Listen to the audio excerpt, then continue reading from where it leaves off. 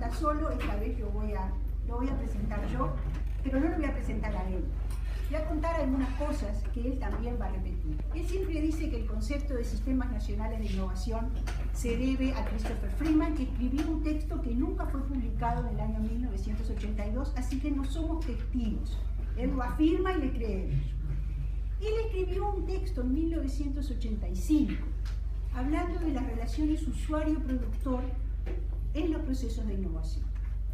Después hubo un libro del cual yo no tengo acá la prueba física porque lo tengo fotocopia, del año 1988, que se llama Technical Change and Economic Theory, donde Lundvall escribió un capítulo que se llamaba La innovación como proceso interactivo de las relaciones usuario-productor a los sistemas nacionales de innovación.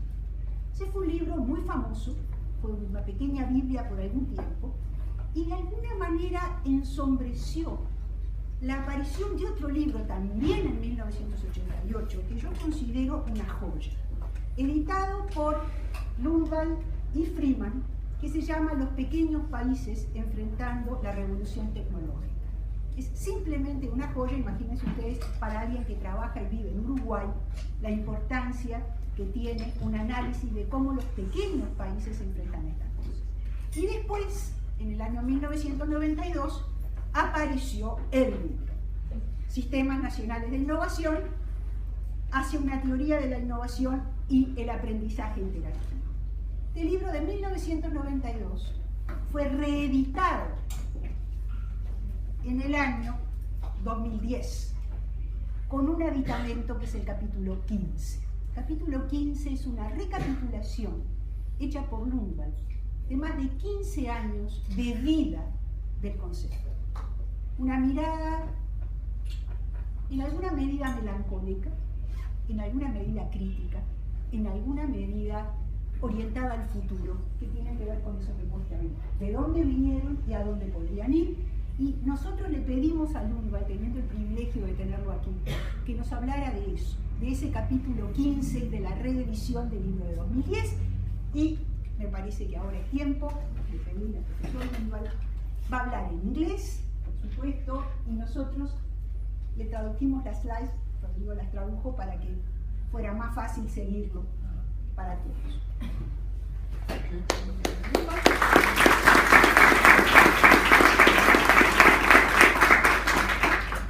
Thank you very much. It's a great pleasure to be here.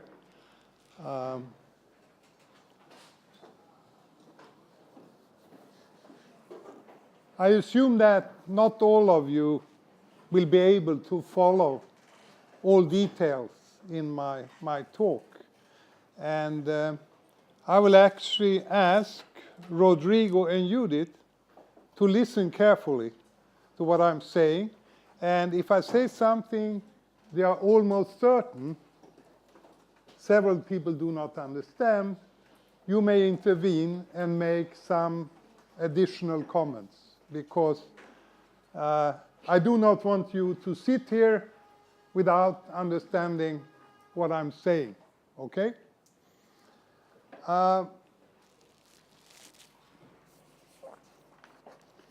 I'm going to start by give a brief history of innovation system research.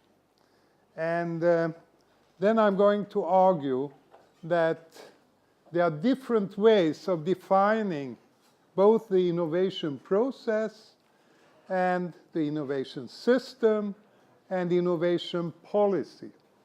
And in all these cases, there are several places up here. In all these cases, what we need is a broad definition.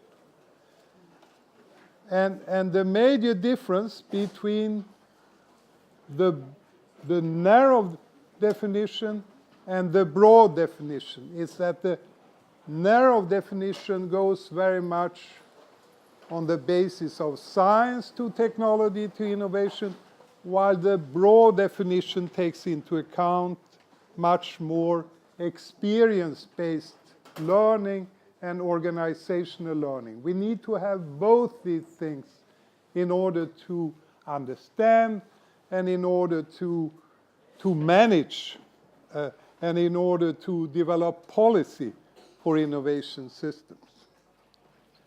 I will discuss the policy implications of such a broad systemic perspective. And finally, I will say a few words about the role of the openness of national innovation systems.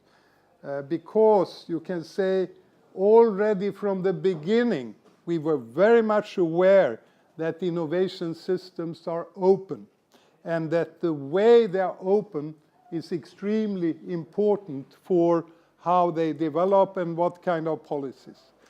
But at the same time, you can say that the process of globalization takes us further and further and tends to challenge some of the foundations of national systems, of the real foundations, but also of the theoretical concepts. We need to take that into account and think for the future, how can we bring that into the picture in a nice and systematic way.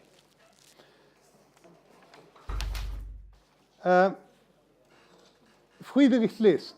How many of you have heard about Friedrich List? I have. Friedrich List? No, not so many. Friedrich List was a German economist. And he was in the first half of the 19th century. And his major concern was that Germany had a great ambitions, but they were far. This one does not work. No, this is only for record. It's for record. So you want me to use two? Yes. Okay. Okay. So Friedrich List was a German economist, and he was very much occupied by how could Germany catch up with England, where England was at that time the definite leader in terms of industrialization and economic level, etc.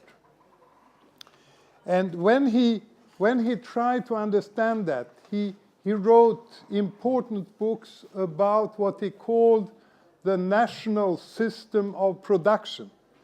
But as we are going to see, Friedrich List put a lot of emphasis on what he called mental capital. He said that you have different types of capital. You have financial capital, you have production capital, but he said the most important form of capital is mental capital, or what we might call today intellectual capital. And he also developed a strong argument in favor of building, by the help of government and the state, a strong infrastructure in terms of education, different types of stimulation of technologies, etc. So you can say Friedrich List was actually a kind of grandfather to this concept. Freeman, he wrote a very small paper for an OECD commission on science, technology, international competitiveness in 1982. And this is, as far as I know, the first written contribution which makes use of the concept national innovation system. And he refers specifically to the relative strengths and competitiveness of Japan and points to the fact that this has to do with Japan having a strong innovation system.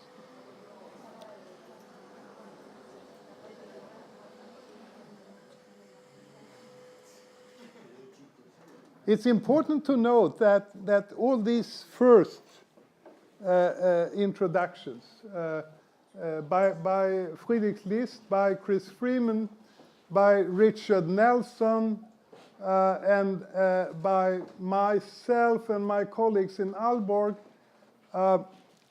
we operated with a broad innovation definition.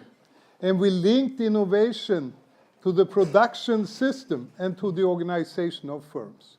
Of course, we recognize that science is important.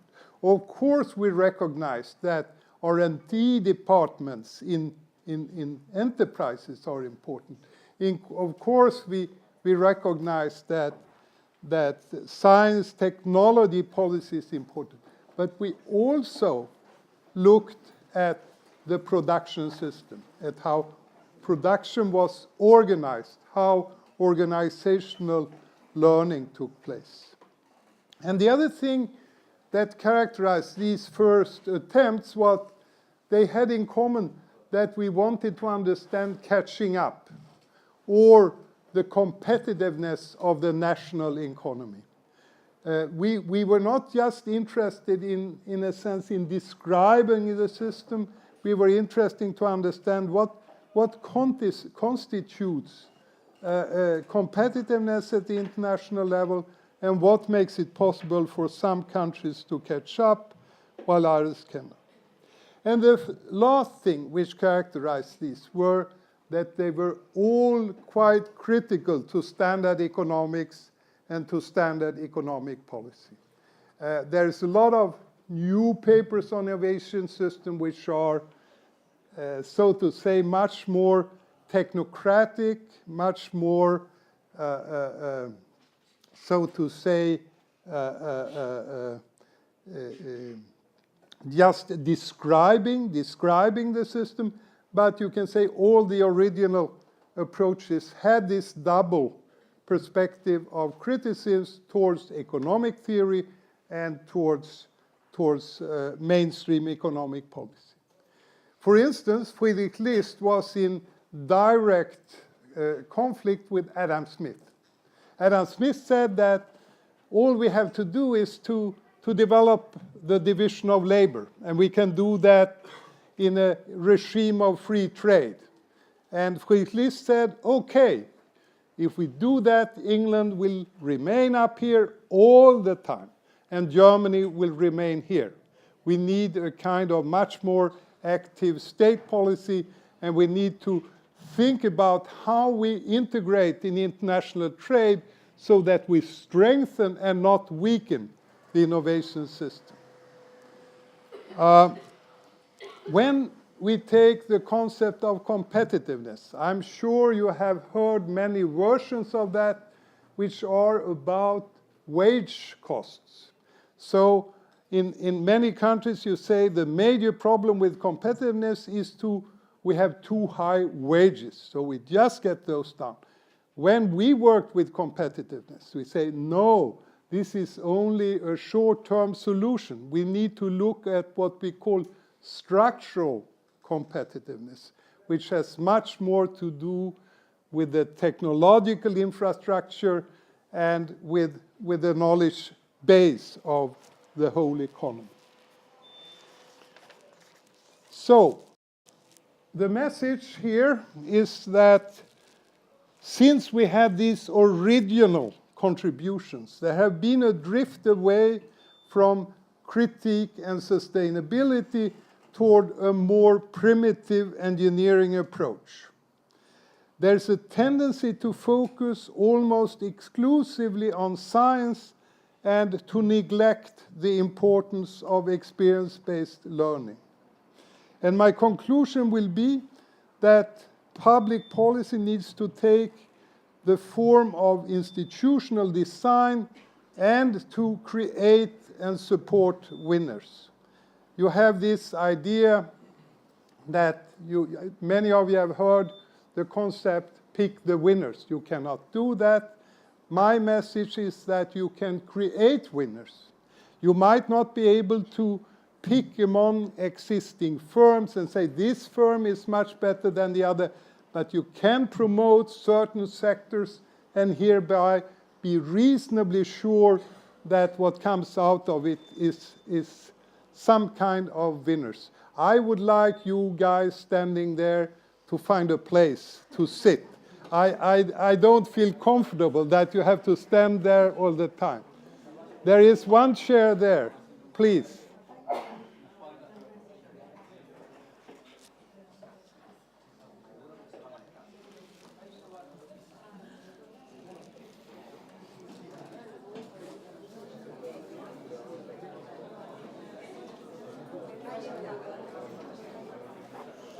I think you can take my chair.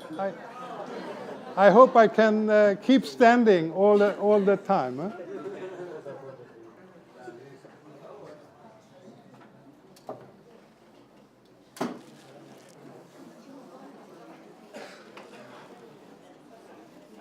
Please.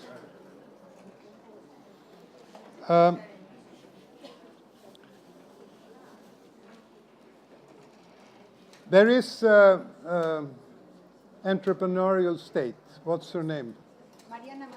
Mariana Mazzucato, who actually took over the chair after Christopher Freeman at Science Policy Research Unit.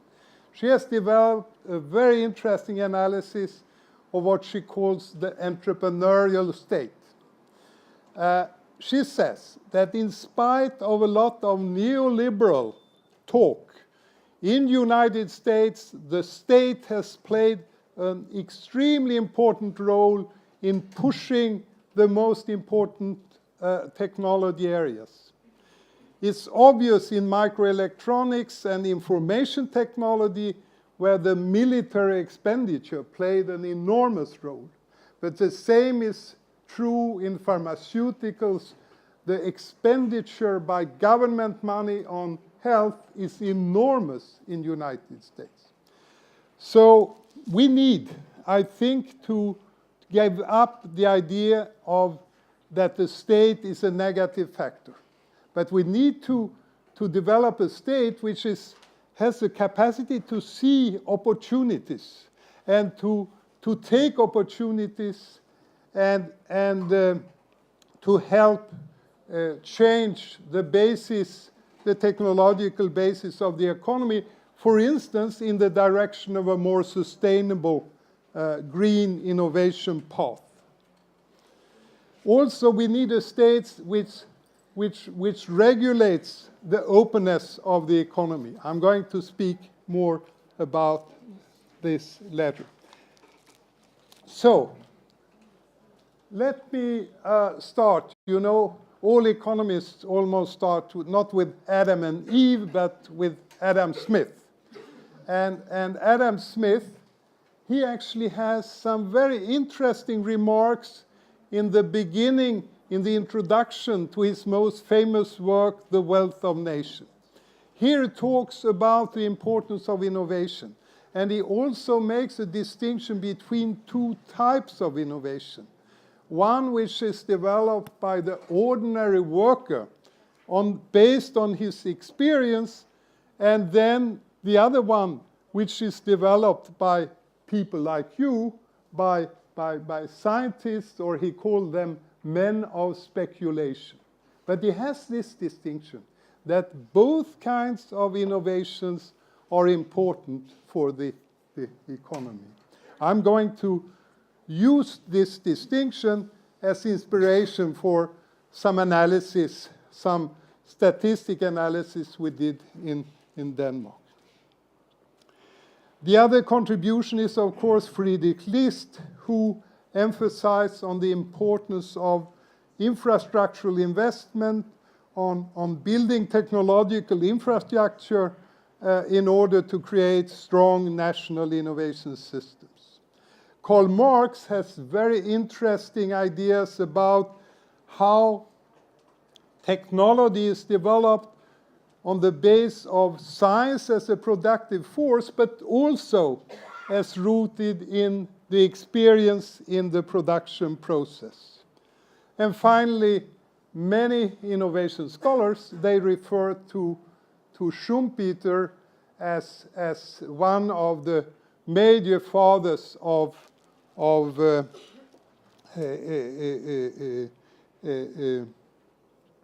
major fathers of innovation theory in economics. He's one of the few economists who says that innovation is the most important thing in the economy. Actually, he goes as far as saying that capitalism could not exist without innovation. Without innovation, it could not exist. There would be no profit. Rent and interest comes because somebody takes the lead, develop a higher productivity, and then you get followers after that. But we are also going to see that the innovation system concept is not directly rooted, and in some dimension it's in conflict with the ideas of Schumpeter. Because Schumpeter had a tendency to look only on the supply side.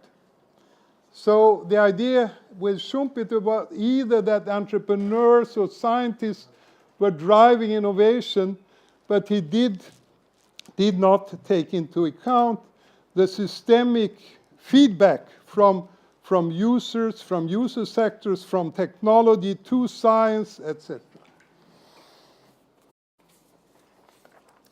Schumpeter was mainly interested in the implications for economic theory or to explain historical phenomena such as long waves, that the economy could grow very quickly, very strongly for perhaps 25 years, and then you would have a kind of long time slow down for another period of 25 years, and he linked that to new technological waves. He had not so much to say about the design of management and policy. He was very careful actually to come with recommendation, and he had a tendency to look at the capitalist system as self-regulating, creating very serious crises, but at some time perhaps getting out of it by itself. When he explained innovation, he put most of the emphasis on the supply side. First the individual entrepreneur, and later the R&D laboratories in the big companies. And this view was challenged by Schmuckler, who much later in the 60s demonstrated by empirical work, case studies, statistics, and many other things that demand was perhaps even more important than the supply side. That innovation was something you get when you have a strong demand.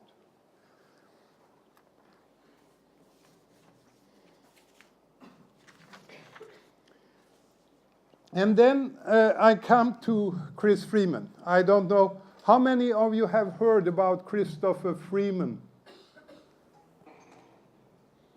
Okay, quite a number. No, Chris Freeman, he's actually, I mean, if you should say that if you look at people like myself, Rodrigo, Judith, all the people who meet and talk about innovation, we are all sons and daughters of Chris Freeman, because he started to develop a very ambitious empirical research program. He started the most important research center in Europe for innovation, which was Science Policy Research Unit in Sussex. And he had this special background that he both went to Keynes lectures in Cambridge, he read everything by Karl Marx, and of course he was very well into what Schumpeter was doing. When he started Science Policy Research Unit in Sussex, the first focus was what explains successful innovation in private enterprise. But gradually you can say that together with others like Carlota Perez, Luc Soete, Giovanni Dosi, and others, they moved on towards a more critical perspective on how innovation affects the whole economy. He made very interesting work together with Carlota Perez on explaining long waves in relation to technology.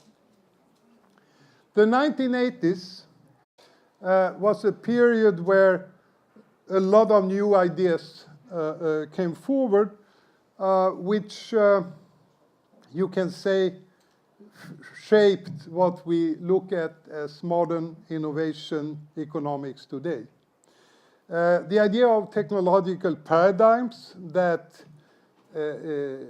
innovation process is not completely accidental. It's something where engineers tend to move perhaps in specific direction because there's some kind of common understanding in what direction you should go.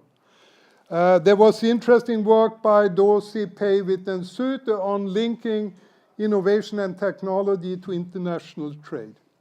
There was a work on long waves by Carlota Perez and Chris Freeman.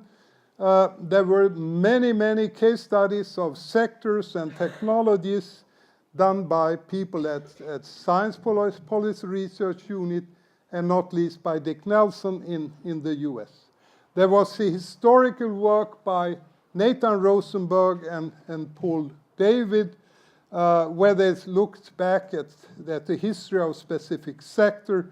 The work by Rosenberg on the textile industry and its link to textile machinery development, etc., was very important.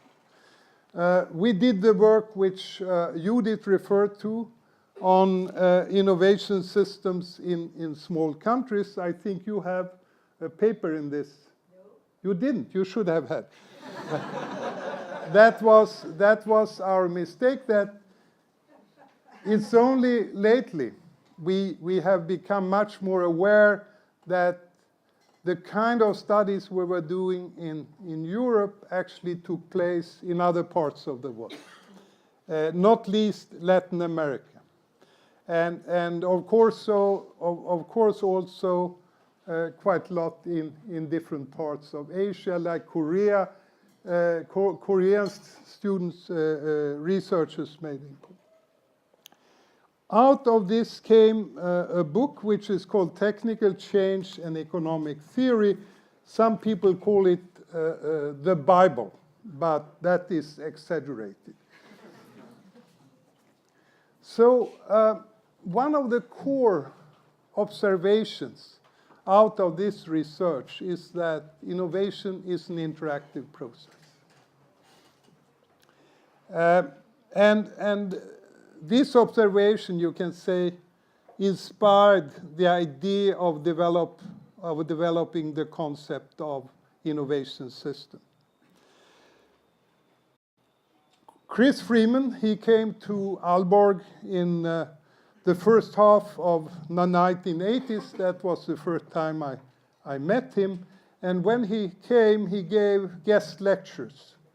And one of them was about how to overcome the split between innovation as driven by supply factors, the kind of Schumpeter approach, and innovation driven by demand factors.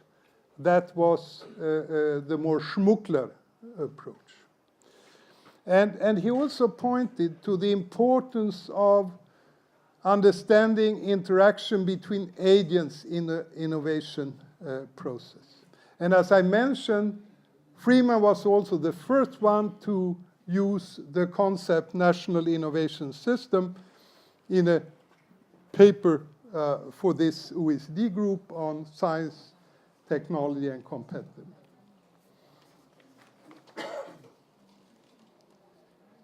So what has happened, you can say, what this was about was also, you can say, to challenge the traditional view of innovation as coming more or less directly out of science. There was a predominant idea also among policymakers, because it was the most easy way to do policy was to stimulate science. That was rather controversial. And then you would assume that on the basis of science, you would get technology. And on the basis of technology, you would get innovation. And on the basis of innovation, you will get that diffused and you will get economic growth. So you had this idea of what you call a linear process. What would you call that in Spanish? Proceso lineal de innovación. Yeah. Could you say that? Did you hear that? Okay. So I would say if I should bring together the most important new insight in innovation research, it was to go from more linear perspective to interactive perspective. I think that was the common and very elementary, but it was based on a lot of empirical work. I'm going to come back to that. Another weakness was to see, you can say, one correction to this was the work by Nathan Rosenberg, together with, you remember who he wrote the paper on the chain link model with? Klein. Who? Klein. Klein Rosenberg, they developed something they called the chain link model. And the chain link model was basically looking at the fact that firms do use scientific knowledge. They do use scientific knowledge when they develop innovation, but most often very old science, very well-established science. Very seldom they go into the most advanced kind of. And the other thing is the feedback. The feedback so that a lot of the problems which get on the agenda of science, they come from practice. They come from marketing experiences, from trying to diffuse the products, and then you get the feedback. So you had already there, so to say, an understanding in Klein-Rosenberg's chain link model, the idea of interaction and feedback, more systemic.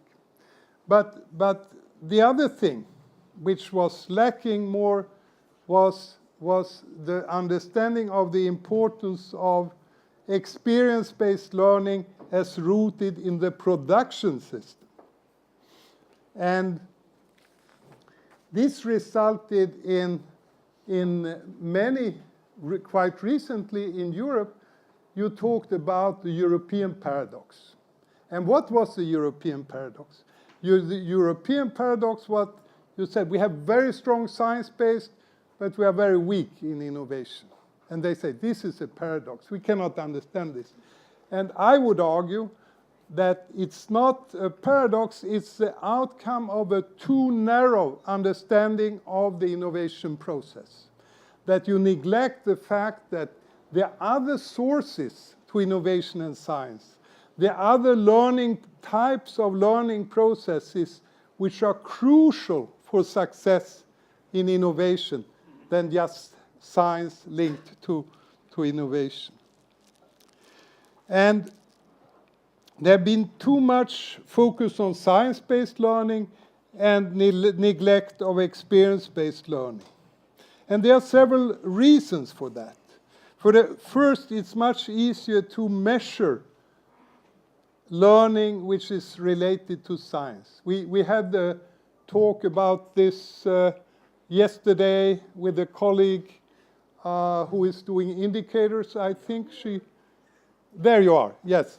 That your job, it would be very difficult to measure what I call learning by experience. I mean, it's much more difficult. I mean, you can measure R&D expenditure, you can measure patenting, you can measure the number of PhDs, but how do you measure the capacity to interact and learn in the working life? How can we measure that? We can. I talked about that, but it's much more complicated. And the other thing is policies involving the STI, science, technology, innovation, are less controversial. Because basically you can give money to enterprises to do more research, and they like that.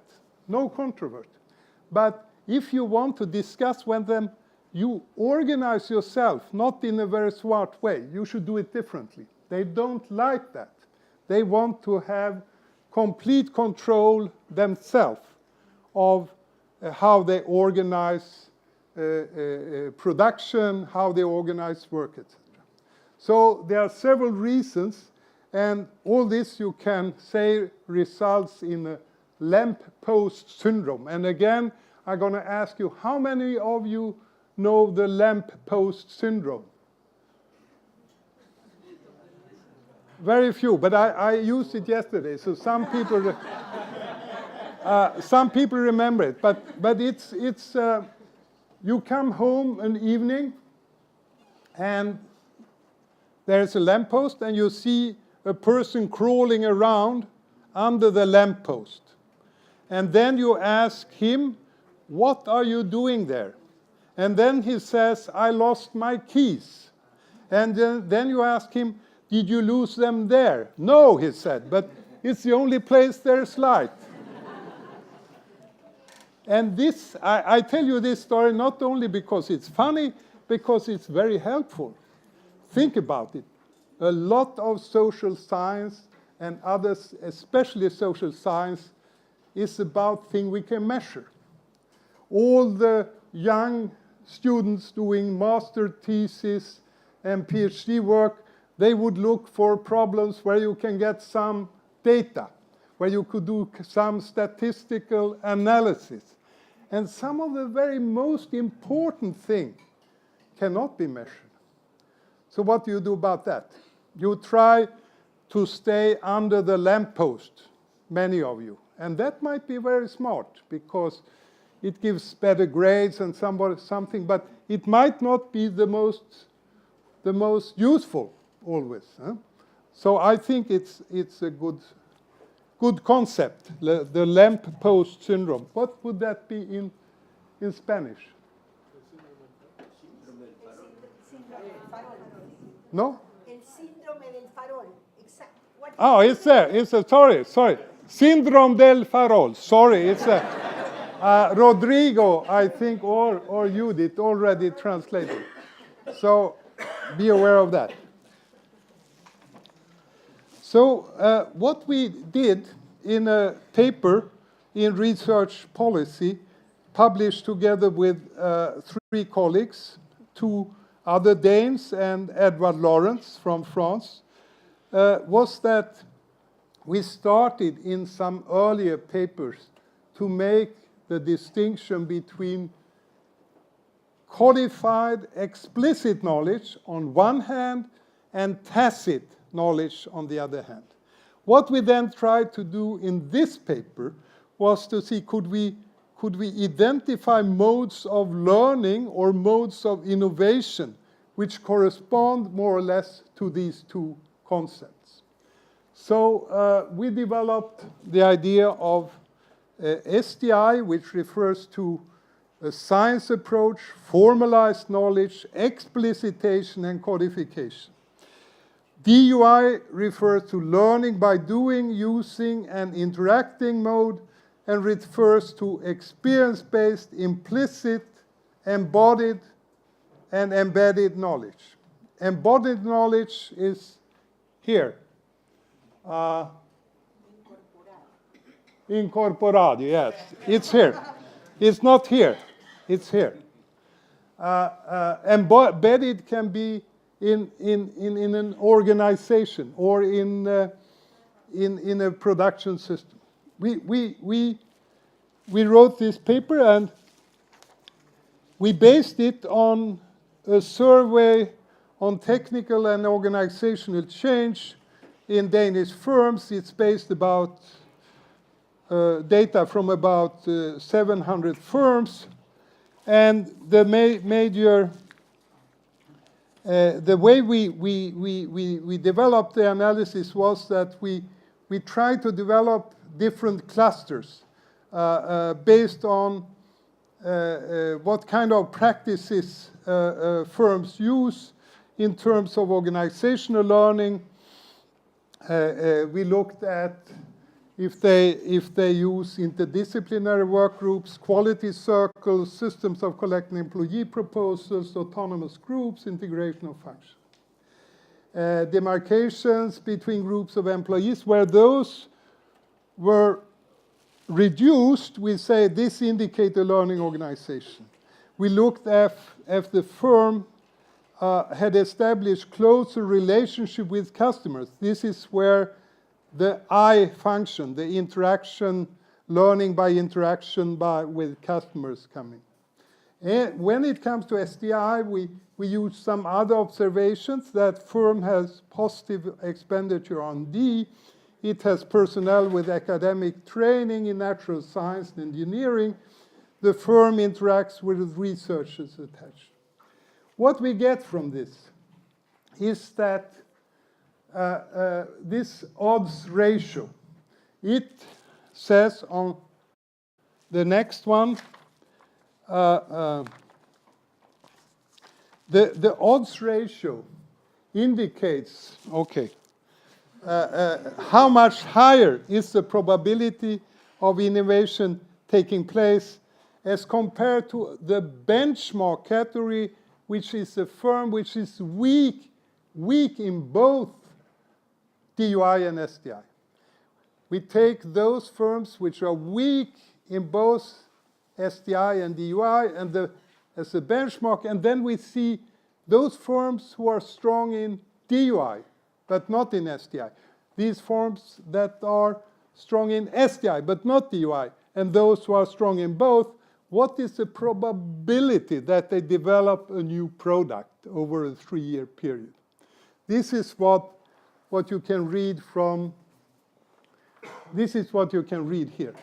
So what you find is that if a firm has developed kind of learning organization, if it has developed a close interaction with their customers, the probability that they develop a new product is about double as high. And we also find that firms which are strong in SDI, which means that they have scientific personnel, they interact with universities, and they have positive expenditure for R&D. If they have that, the probability is about double as high as firms which are weak in both respects. But we find, most interestingly, that it's 5 times as high for firms which combine these two characteristics. And this is a way to illustrate why it's necessary to have a broad definition and broad indicators. You should have, ideally, not only indicators for SDI, but also for DUI. And when you manage the firm and you want to stimulate innovation, you should not only think about promoting science and technology, and if you do policy, you should not only think about promoting the science base, you also need to think about how firms are organized and how they link up with the market. You need to see those two things in combination. This is, in a sense, my major message today. I'm getting rather tired now, and some of you are soon, what do you call it, when you're not falling asleep? I don't think so, but faint. You might faint because there's not so much air in here. But this is my major. And of course, you can say this insight that you need both scientific learning, science-based learning, and experience-based learning. I think that almost all innovation scholars would agree on that. Almost all would agree. What I see as interesting is that by creating a new lamppost, by establishing some observations of a slightly different kind with some other type of empirical material, we show that this is the fact. So let's see. So what we do, as I said, we use a cluster of firms that are weak both in terms of DUI and in terms of SDI as benchmark. and the odds ratio indicates how much higher is the probability of innovation taking place. So the table shows that firms that are strong in organizational learning or in science-based learning are twice as innovative as the benchmark category. Firms that combine strong versions of both modes of learning are 5 times as innovative as the firms in benchmark cluster. Just repetition.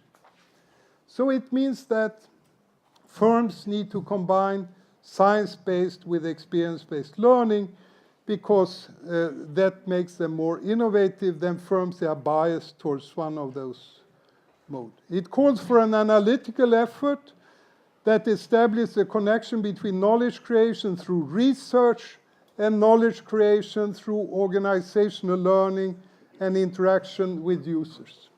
And I know I talk a lot with my host, Judith, etc., and I know you are strongly into a very important field which has something with science, technology, and society. And I think ideally you should think about giving it a new name, which would be knowledge, innovation, and development.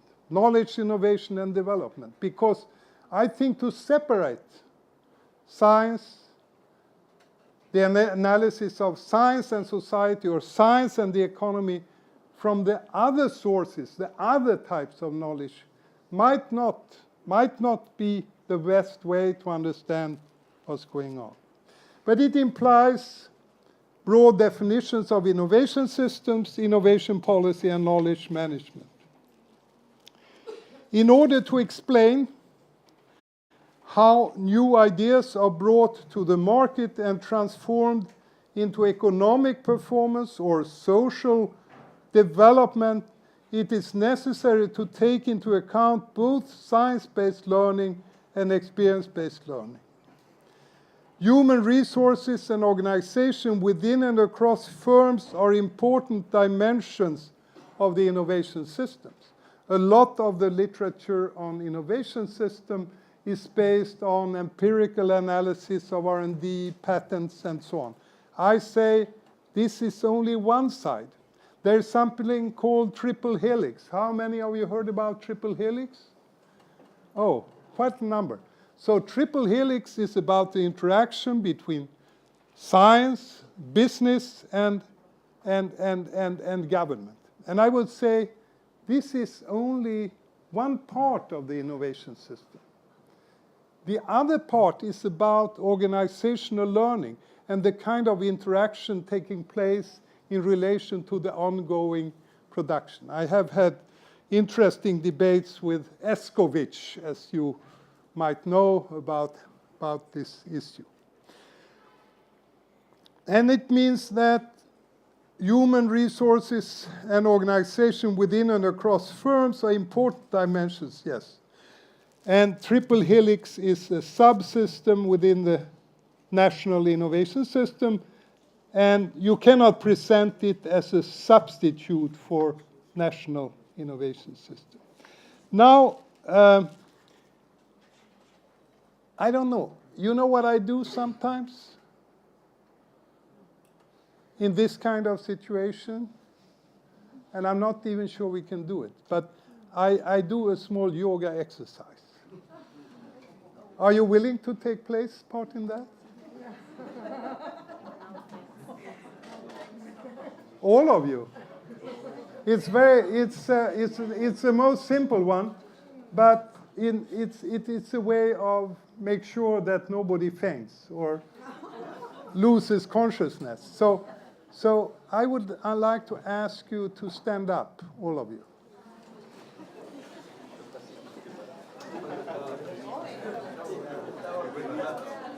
And now we have a problem, because ideally you need to be able to stretch your arms. So try to find an angle where you do not hit your neighbor. Huh? And what we are going to do is the following exercise. We do that. We start from where we hands down. and we take hands up like this, and we inhale and count to 10, and then we stretch up here to 5. And you keep your breath here, you keep your breath, you exhale and you count to 10. Your hands with the hand down. So, okay? We do that 2 times more.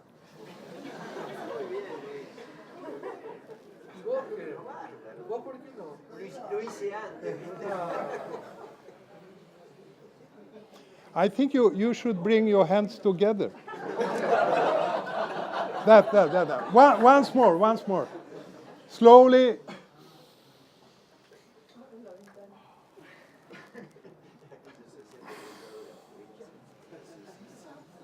Okay, now you can sit down.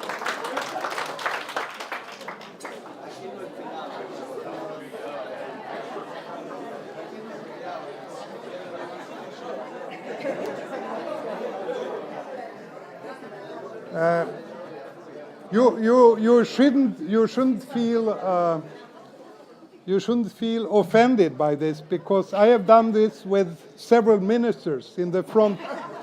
Even in India, I got the Minister of Education and Science. He did it quite well.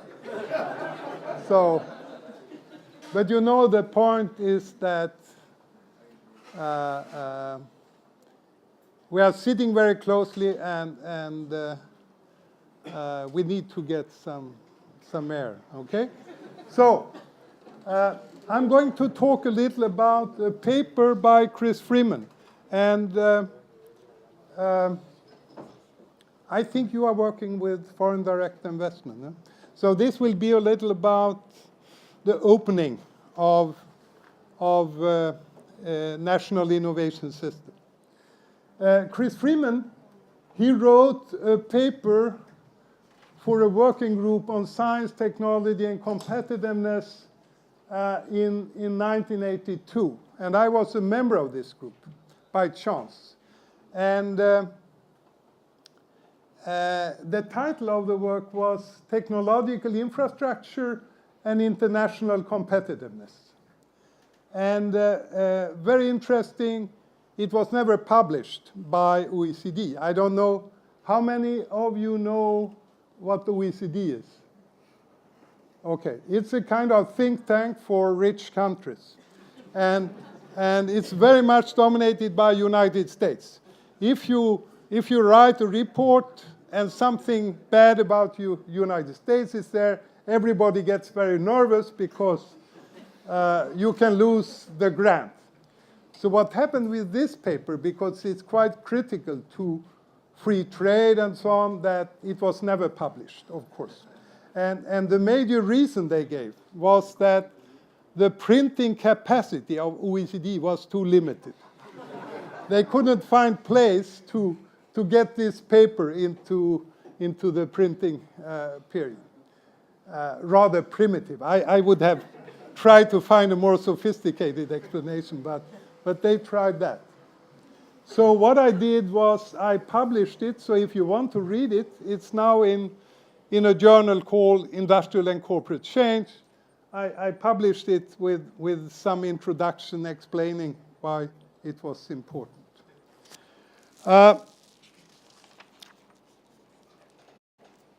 This group ended with a report which was introduced, the concept of structural competitiveness.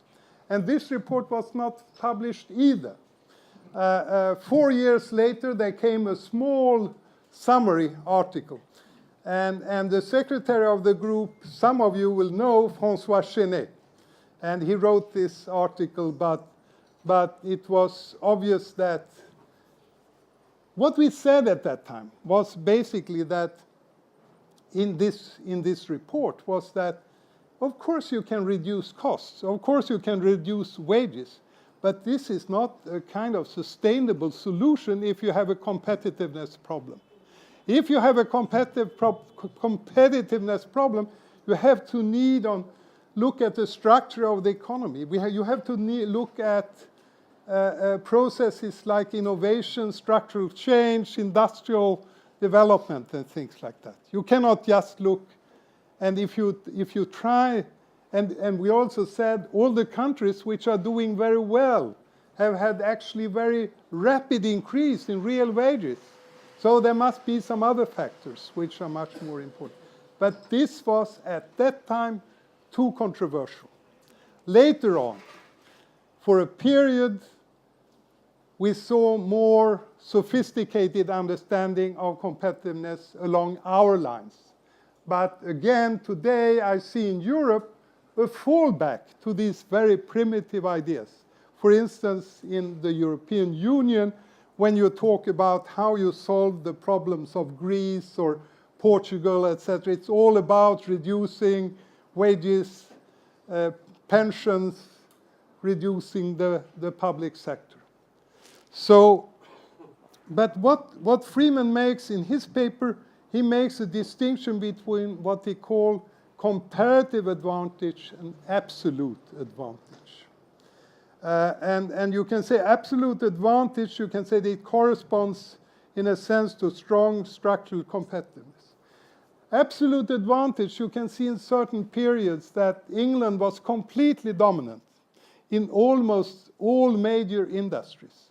Later on, we could see how Germany took on a very strong lead in critical industries like metalworking, electricity, chemistry, etc.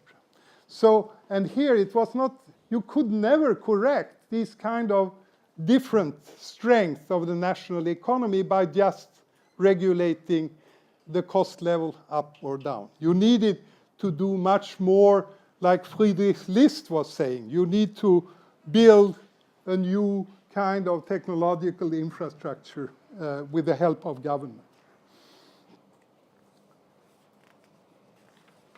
So Freeman starts with, I don't know, the Leontief paradox is something where you get the result where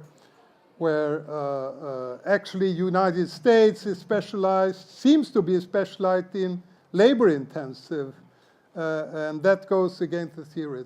But he also refers to the literature linking trade to technology, authors like Hofbauer, Vernon, and others.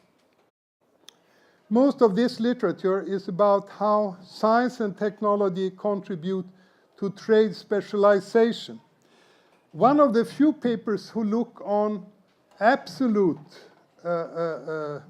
advantage is the paper by Kaldor. I don't know if you know Kaldor's 1978 paper. It's actually have something with devaluation in the title. But what he actually shows is that countries who are doing the very best in competitiveness have had the strongest rise in wage and other costs. So this is referred to. But Freeman, he points to the fact that there are very little data at that time, especially for less developed countries, and therefore he uses a historical method. He shows, as I mentioned before, how world economic leadership is changing from one period to another, and how this is strongly connected to the capacity to master new technologies. When Germany starts to catch up with England, it's because they are very quick to absorb and develop the most important technologies of that time, which have to do with electricity, which have to do with chemistry, etc. So also, Freeman, he writes about Friedrich List in this paper. And I already mentioned that Friedrich List was concerned with how Germany could catch up with England. He was critical to the free trade doctrine proposed by Adam Smith, and he argued in favor of protecting infant industry. Infant industry refers to industries which have very steep learning curves, where you start in a very weak position, but if you get some experience, you can become as productive and competitiveness as the lead countries. Freeman's reading of List is very interesting because it shows that Friedrich List's main argument was related to the possible negative impact of free trade upon the national innovation system. It means that he didn't argue in favor of protection in general. He argued for protection when opening up would undermine the national innovation system. That was actually his main argument for protection.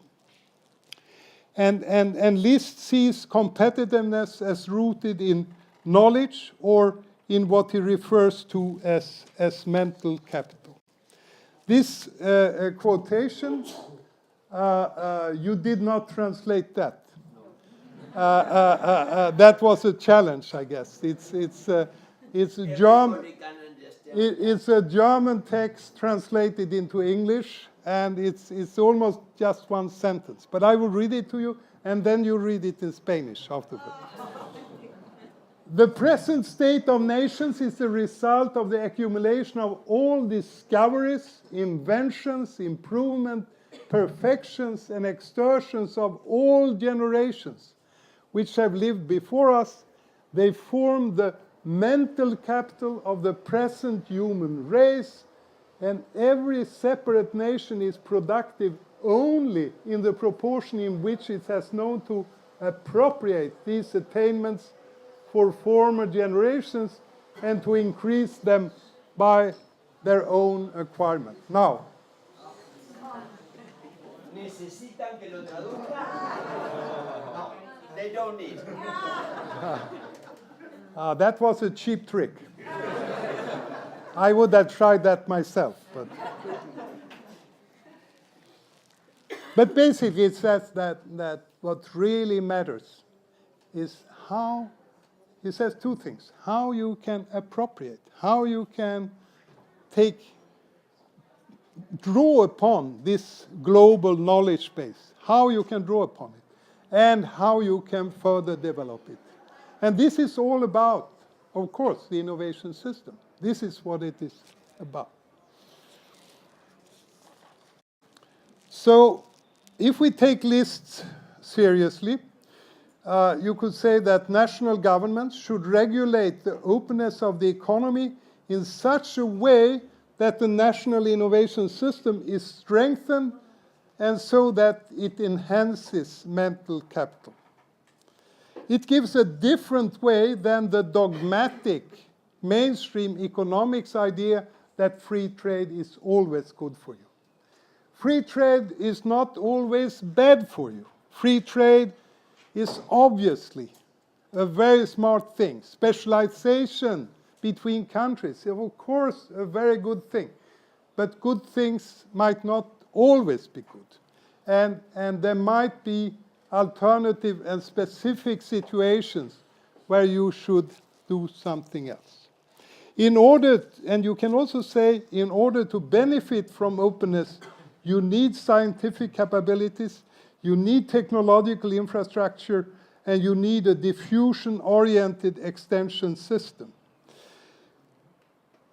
List says that it's a question of acquiring access to this knowledge base. And the only way to do that is that you have already some capacity yourself. If you don't have that, it can be out there, but you will never reach it. You will never be able to draw upon it. So the other side of this, that the more you want to engage in an open, globalized economy, the more you must emphasize building your national and local capabilities. Catching up was a very important theme in the work of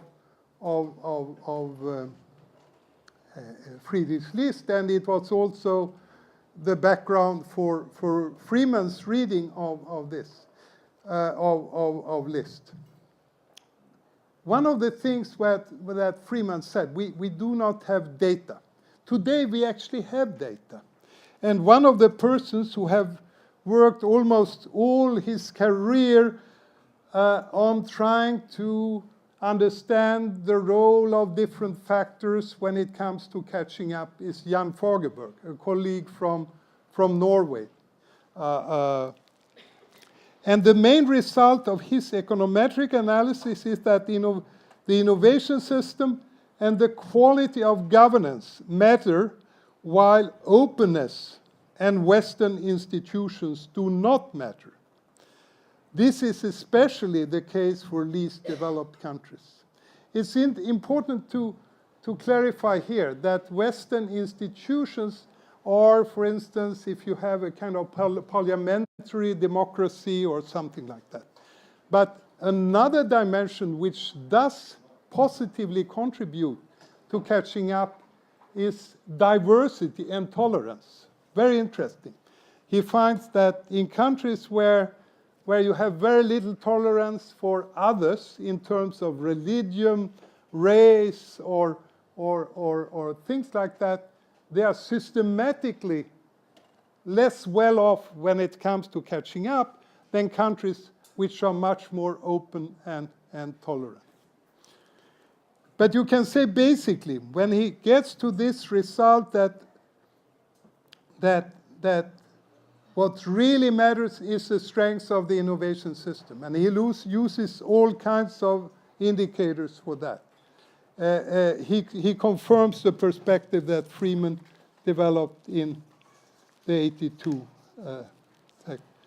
So, this is the last slide. I hope you're all happy with that. And then hopefully we can have some discussion. I think one thing we need is to have more systematic research on how learning by doing, using, and interacting takes place. We need to develop indicators, we need to develop taxonomies, and of course we need to develop theory. We need to deepen our understanding of how people learn differently in different national systems and how it affects patterns of innovation. We have done some research on this in Europe, and we find that there is a systematic correlation between national systems where you have wide participation at the workplace and more important innovation performance. We have found that for Europe, but we need to do much more research on linking these to each other. But we also need to understand how increased openness of national innovation systems change the preconditions for learning at the national level. So, yeah, thank you very much for your attention.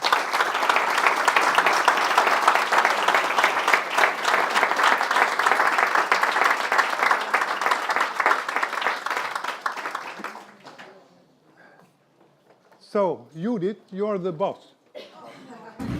A ver, las preguntas no hemos acordado hacerlas por escrito, así que se pueden hacer de manera oral. El que no sepa inglés no hay problema, la hace en español y la traducimos. Así que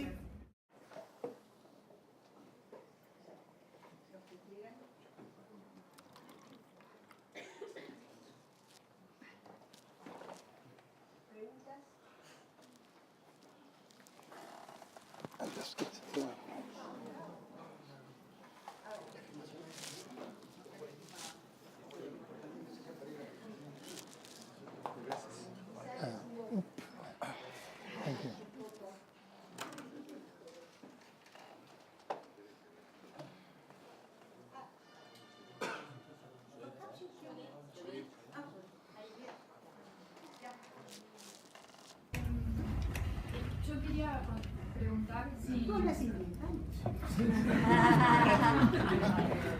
Professor, I would like you to ask Yeah.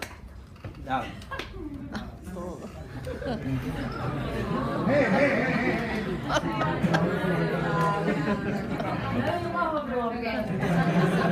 No te oyes. I would like to ask you about what you said regarding that large study you did with 700 enterprises, and you mentioned that some of the aspects you studied was how to learn on interdisciplinary groups. So I would like you to comment on that a bit more, if you could give us other hints on how you did that empirical work and which were the results or the evidence you got from that. Okay, I'm not sure I got all. Should I take this one? Okay, She okay. asked concerning the first line. Yeah, yeah. No, we actually did some empirical work on linking diversity to innovation. The Danish statistics are fantastic. Some people might not like them because you register everything about everybody. So we actually have data on every single firm and every single employee.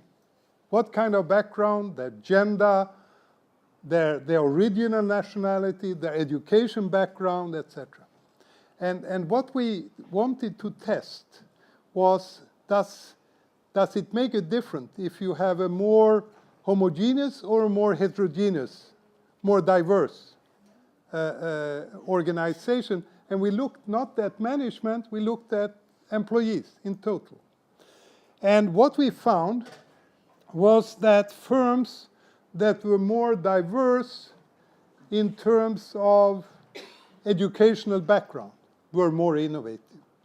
And more diverse means that there were more kinds of different specialization, and they were more balanced. So it was not completely dominated by engineers or by sociologists or something like that. We found that firms that had a more balanced gender composition among the employees were more innovative than those dominated by male or dominated by female. We found that firms which had ethnic diversity, where you had people with different origin, where they come from different countries, were more innovative than those where everybody came from the same place. There was one exception, though. We found that when we looked at age distribution, we found that the most innovative firms were either dominated by young people or old people. And I don't know, to some degree, that could have to do with information technology, that information technology type of firm have much younger people and they have much more innovation. But there was not no special need for balance there. But it's just to say, in that case, interdisciplinary indicates that this is something which promotes. And of course, I would say a learning organization is one where, it's one where you have diversity, where you have differences, but you have very low barriers between the differences. You can say the very simple definition of a learning organization is one where people in one department talk to people in another department without quarreling. And this is not easy.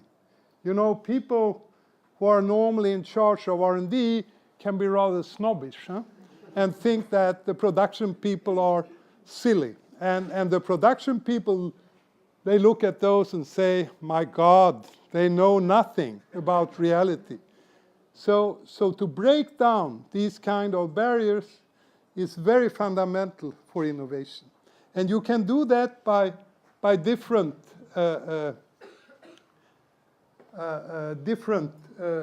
techniques. One very important one is to make people circulate, to have what you kind of job circulation or function circulation. So you take the people who normally work in the marketing department and move them to production or to R&D. Actually, when I worked at the OECD in 3 years, I had this very special boss from Japan, Tanaka, and he brought ideas from MITI for learning organization. So at some point he said, all the bosses of the different divisions, heads of divisions, should change place.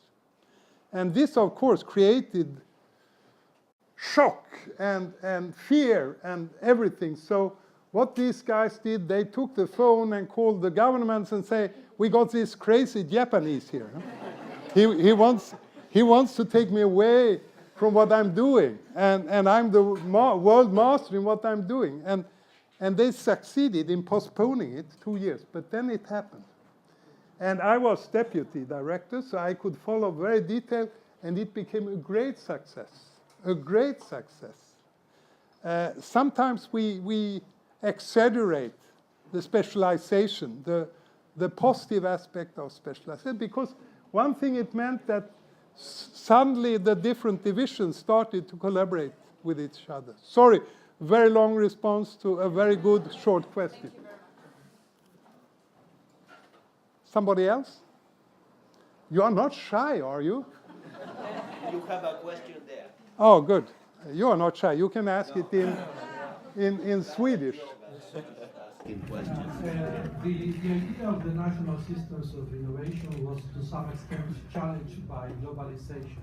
You didn't talk too much about that. How strong are the national states and how much we have to think in terms of regional, supranational systems of innovation?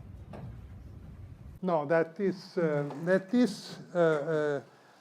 I realize I didn't really talk about that. I almost promised to do it, but I didn't really do it. But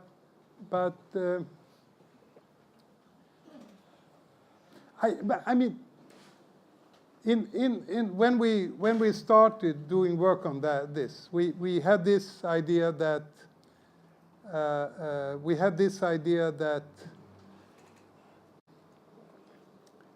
globalization, we were aware that it was taking place to a very high degree, but I argued that this makes it even more important to understand the role of national systems, because you can say that the nation state is such a fundamental institution, and when it gets challenged, it's very important to reflect upon it. And there is, I mean, very much in social science, and my wife, who is not here tonight, but she talks about methodological nationalism. Methodological nationalism. And methodological nationalism is when you are not aware, but you think and talk as the nation was something given. And you think and talk out from the perspective of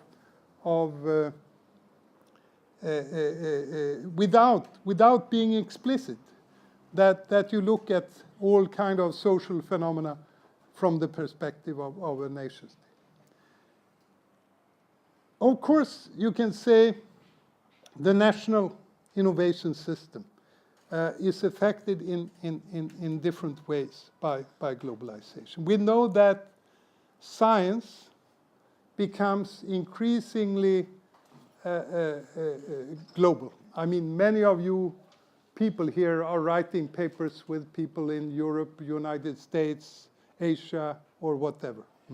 This becomes almost routine. So the science part becomes more and more global.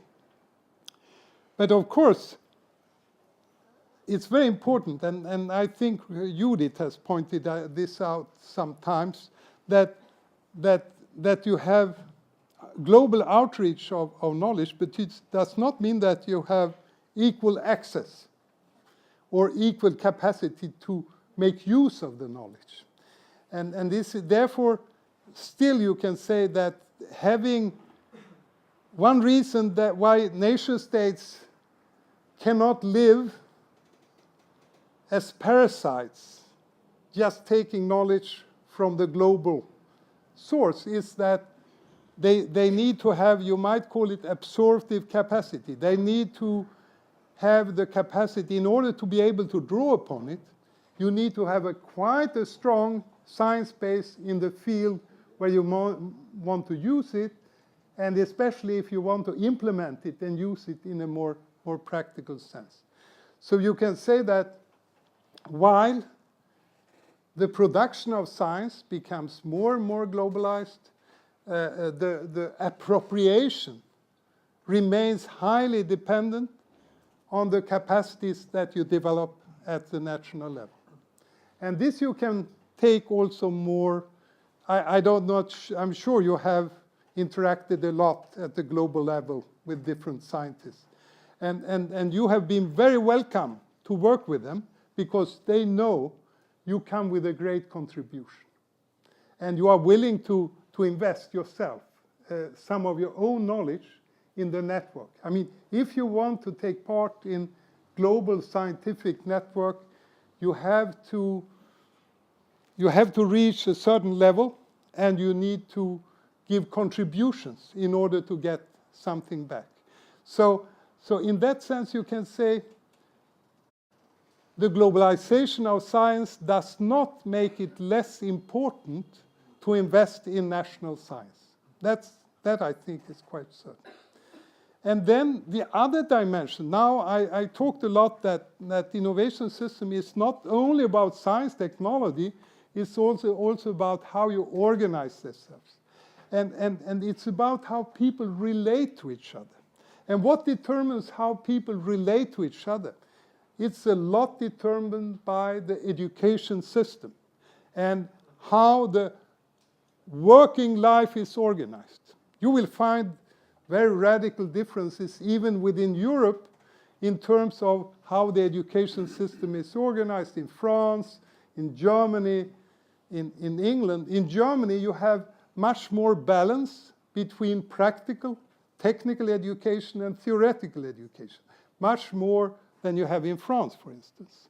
And if you go into the enterprises in France, you have a very much more hierarchical relationship between management and workers, and a longer distance than you find, for instance, in the Nordic countries. So you can say, while we have globalization, it doesn't mean that these fundamental national differences in how people learn in practice, how they are shaped in their education systems, does not disappear. So you have, again, you can say globalization does not necessarily lead to convergence, that all countries become exactly the same. Final discussion on this question is that, I mean, we are going to, I mean, we are ready to, we have given priority to do more research on this. And one way to do it has been to take up a challenge from some other socioeconomic scholars who work on global value chain. Because global value chain, in a sense, was developed in a kind of opposition against the national perspective. They thought that when you have weak governments, when you have trade regimes which do not allow you to have active industrial policy, trade policy, the only way might be to join global value chain and hope that you can learn from multinational firms and upgrade your technology that way. We are starting a kind of critical dialogue with people thinking this way in order to challenge our own concepts and to further develop them. Not that we are going to take over the global value chain perspective, because I do not think it captures the most. The empirical research we have, which tries to combine global value chain analysis with innovation system analysis, it comes out with one very clear result. And that is because what you want with global value chain is upgrading. That's the name of it. Upgrading in terms of product, processes, functions, sectors, etc. What they find in this empirical work, when they look at many case studies, etc., is that countries and clusters and cases where you have a weak national or regional or cluster system behind you, no upgrading takes place. When you have a strong capacity built, you can, at least for a period, draw positively from joining global value chain. I think this is where it stands now. But it's to say, very good question. I'm sorry I didn't say more about it in my lecture, but I gave a long answer.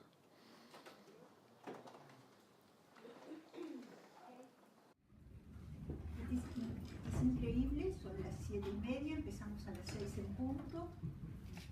Si no hay más preguntas, creo que queda agradecerle al profesor Lundvall el privilegio de haber estado con nosotros.